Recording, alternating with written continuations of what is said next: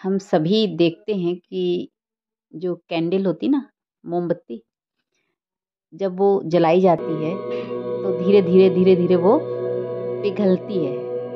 तो इसी तरीके से जो हमारा ये 5 तत्वों का बना हुआ शरीर है, ये भी धीरे धीरे इसकी उम्र घटती जाती है। धीरे धीरे जैसे जैसे समय गुजरता जाता है तो जो हमारे अंदर जो सेल्स होती हैं वो धीरे धीरे कमज़ोर पड़ती जाती हैं और वृद्धावस्था आते आते तक शरीर पूरी तरह से कमज़ोर जब हो जाता है, धीरे धीरे शरीर मर रहा होता है ना।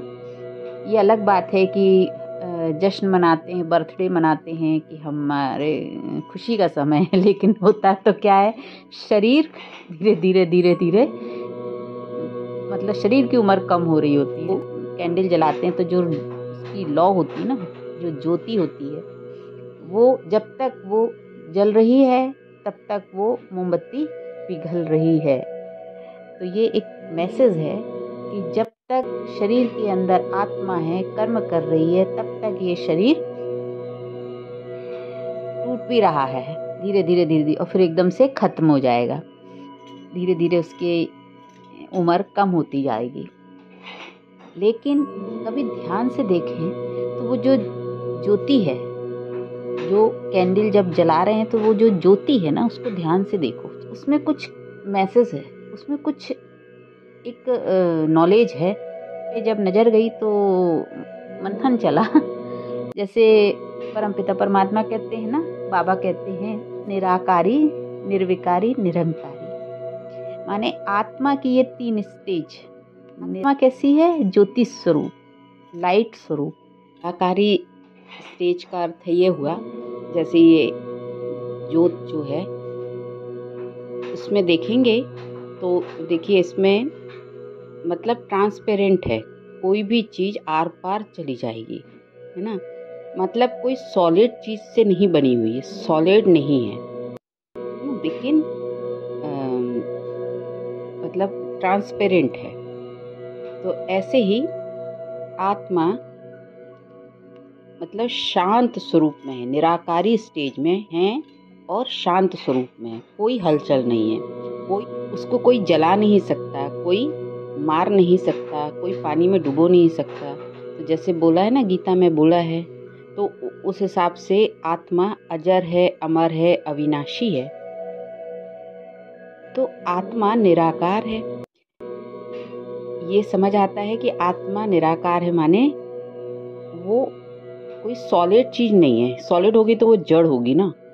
आत्मा जो है वो बिल्कुल ही शांत स्टेज में है और प्योर माने निर्विकारी। तो प्योरिटी देखेंगे कि ये जो ज्योत है, ये ध्यान से यदि इस पे चिंतन करो तो समझ आता है कि ये प्योर भी है। और प्योर कैसे है कि इसमें कोई भी मिलावट नहीं है। अग्नि शुद्ध होती है ना, अग्नि में कोई भी चीज़ डालो तो वो शुद्ध हो जाती है, माने इसमें कोई मिलावट नहीं है, तो ये प्योर है। वैसे आत्मा की स्टेज भी, जब उसमें कुछ भी जो हमारे मन के द्वारा जो भी चीज़ें हैं, विचार, निगेटिविटी, जो भी व्यर्थ बातें हैं, वो आत्मा पर प्रभाव नहीं डालती है, तो आत्मा प्योर होती है। तो ऐसे ही ये प्योरिटी की स्टेज है। फिर निर्विकारी, तो निर्विकारी माने शक्तिशाली स्टेज। तो जब पीसफुल है आत्मा और प्योर भी है तो वो शक्तिशाली भी है। तो पीस और प्योरिटी जो है वो आधार है शक्ति का, क्योंकि वो निर्बंधन हो गई ना, वो उसके ऊपर कोई प्रभाव नहीं पड़ रहा है। आत्मा के ऊपर ना प्रभाव पड़ता है, ना किसी चीज का कोई असर होता है, ना आत्मा मतलब अशांत होती है। वो साइलेंस ही है, स्टेज उसकी साइलेंस की होती है। मन अशांत होता है, तो इसलिए जो अशांति है होती है वो मन में होती, क्यों? व्यर्थता के कारण। लेकिन आत्मा जो है वो शांत स्वरूप है, तो इसलिए प्योर और प्योरिटी ही आधार है पावर, शक्तिशाली होने का। जैसे आप यदि शांत है, मोटे तौर पे देखें, यदि मन शांत है और सारे बंधनों से मुक्त है, व्यर्थ से मुक्त है, तो फिर उसका कहीं कोई बंधन नहीं होगा, कर्म बंधन नहीं होगा, तो उसकी एनर्जी कहीं भी इधर उधर नहीं जाएगी, तो वो सारी एनर्जी उसकी सेव रहेगी, तो वो शक्तिशाली है।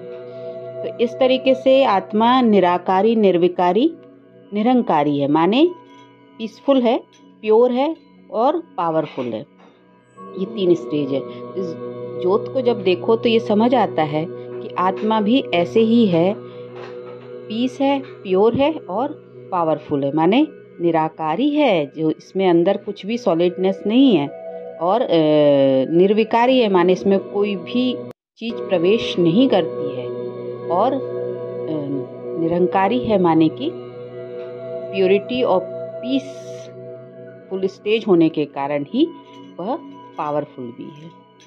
ओम शांति। निराकारी जब स्टेज होगी माने शांत स्वरूप होगी, तो निर्विकारी माने की प्योर स्टेज, तो निरंकारी माने की शक्तिशाली स्टेज, पावरफुल। तो आत्मा जब परम धाम में होती है तो यही 3 स्वरूप होते हैं उसके ना, प्योर, पीसफुल और पावरफुल।